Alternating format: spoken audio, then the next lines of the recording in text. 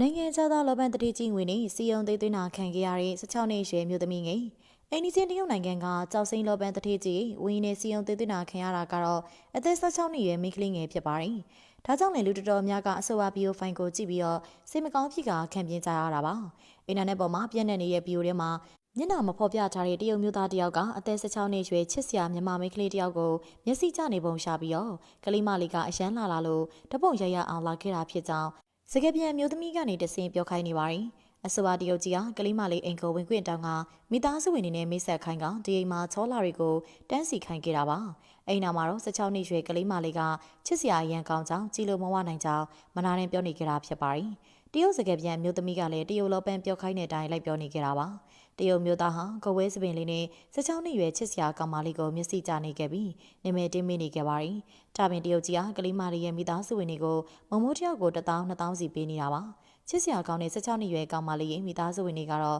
တရုတ်စီယာပတ်စံတွေရလို့ဝမ်းသာနေကြတာပါ။ဒါပြင်တရုတ်တတိကိုကျေးဇူးတင်ကြောင်းပြောရင်လက်အုပ်လေးတောင်မှချီထားကြတာဖြစ်ပါတယ်။တရုတ်ကြီးကညာဘက်အိမ်လာလိမ့်မယ်လို့ပြောနေသေးတာပါ။ပရိသတ်တွေကတော့ဘီယိုဖိုင်ဟာဖားကက်ဘက်မှာရှိတ်ကူးထားတဲ့ဘီယိုဖိုင်ဖြစ်နိုင်ကြောင်းတရုတ်တတိတွေဟာမြန်မာမိန်းကလေးတွေကိုငွေနဲ့စီယုံသွင်းသွင်းလေးရှိတာမလို့သတိထားကြဖို့အတွက်လူတွေကသတိပေးနေကြတာဖြစ်ပါတယ်။